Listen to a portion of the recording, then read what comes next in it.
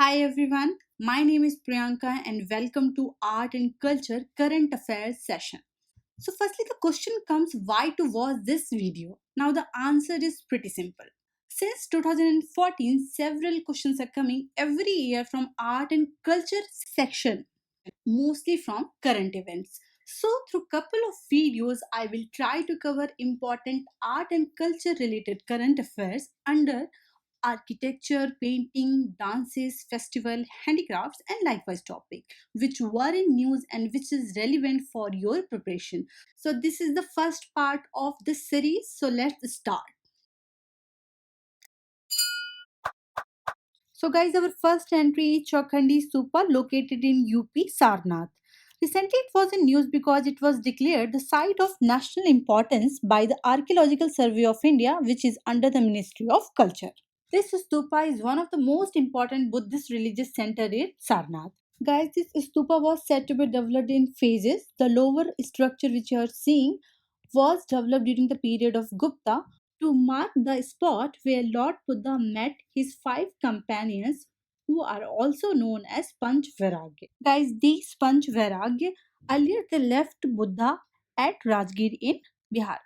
Guys, in some of the places, though it is mentioned that the lower structure was built by the Ashoka, but sufficient evidences are not there to support this claim. While the upper octagonal structure was later built by the Govardhan, who was the son of Raja Todarmal on the order of Mughal Emperor Akbar to mark the Humayun's visit. Also, guys, this stupa finds mention in the account of Hyung Sang, which is a Chinese traveler. Also in this stupa, images of Buddha in Dharma Chakra Parivartan Mudra is found. Now we'll see the importance of Sarnath. Guys, Sarnath is very important site because here Buddha delivered his first sermon after attaining the enlightenment, which is known as Dharma Chakra Parivartan. And at the same place, on the order of Emperor Ashoka, a stupa was constructed which was known as Dhamek Stupa. And also, guys, Mulagandh Kuti Bihara is also there where Lord Buddha lived when he visited the Sarnath. So guys, this was all about this particular entry. Now we'll move to next. Next site is Markandeshwar Temple, which is present in Maharashtra. Recently, a restoration work was started by Archaeological Survey of India, so it was in news. This temple is also known as Mini Khajuraho and Vidarbha Khajuraho. Later, we will see why it is known as Mini Khajuraho. Guys, this temple complex has more than 20 temples, but the main temple is dedicated to Lord Shiva called Markandeshwar or Markando Dev temple. The temple also belongs to Shaivism, Vaishnav and Shakti faith. The temple is situated on the bank of Venganga river, which is a tributary of Godavari. Now we will see why the restoration work was actually started by Archaeological Survey of India. So guys, what actually happened more than 200 years ago, the portion of this temple Shikhra was destroyed by the lightning. Though later a Gond ruler tried to renovate this particular temple but was not successfully restored. So now the work is taken by Archaeological Survey of India. The very first recording of the destruction was made by Alexander Cunningham, who was the founder of Archaeological Survey of India. Now we will see why this temple is known as Mini Khajuraho. So when you will see the architectural design of this particular temple, it has Ardhmandap, Mandap, Antaral and Garbhagriha similar to the Khajuraho temple. And just because of this similarity only, it is known as Mini Khajuraho. Now we will see this particular diagram and we will understand what this Ardhmandap, Mandap, Antaral and Garbhagriha is. Now this is the entrance to the temple. This is Mandap and this three portion is Mahamandap. So between the Mandap and the entrance there is Ardhmandap. So this is Ardhmandap, this is Mandap and this is Mahamandap. After the Mahamandap there is a Garbhagriha where main deity or the Murti reside. So between the Mahamandap and the Garbhagriha a small transition is known as Antaral. So, Ardh Mandap is the entrance point, then the Mandap is the second and the third, and the Antaral is the fourth, the transition between the Garbhagriha and the Mahamandap. So, this entire structure is of Kandarya Mahadev temple of Khajuraho, which is similar to the temple of Markandeshwar. Just because of this design only, it is known as Mini Khajuraho. The temple belongs to Nagara style, which is a prime temple architecture form of northern India, while the southern India have Dravida style. Also, you can see the Panchayatan style. In the Panchayatan style, the main shrine will be in the between, while the subsidiary shrines will be at the corner of the temple. So here, four shrines, subsidiary shrines at the corner of the temple, and the one main shrine is in between at the Garbhagriha. So this particular style is known as Panchayatan style, which is a prime feature of Nagara style temple architecture. So guys, this was all about this particular site. Now we'll move to next.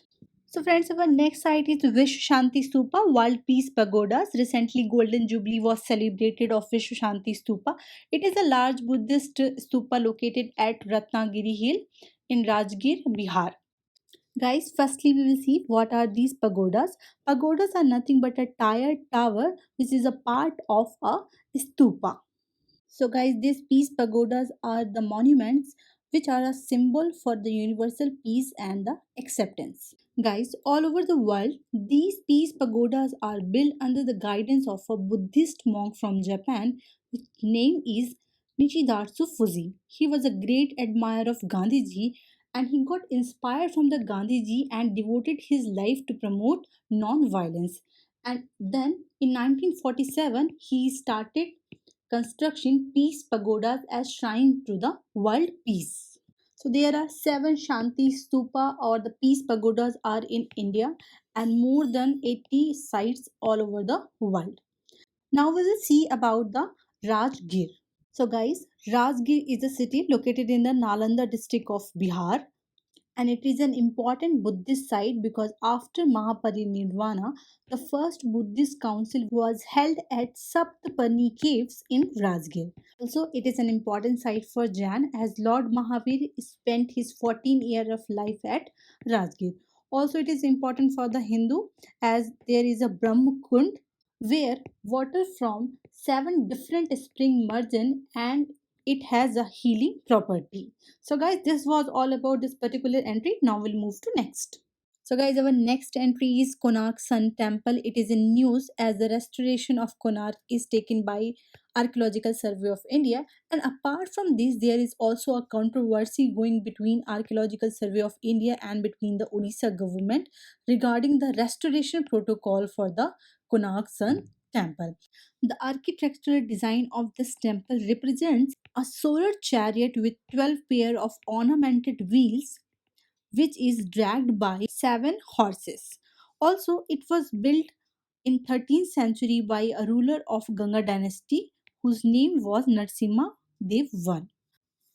Guys, Konark is the third link of Odisha's Golden Triangle, which is a route from capital city of Odisha Bhubaneswar to beach and temple city of Puri to Konark heritage site. So Konark is the third link of this golden triangle. This temple is also known as Black Pagoda because of its dark color. And also Jagannath temple at Puri is known as White Pagoda. The Konark Sun Temple is also a UNESCO World Heritage Site which was given status in 1984.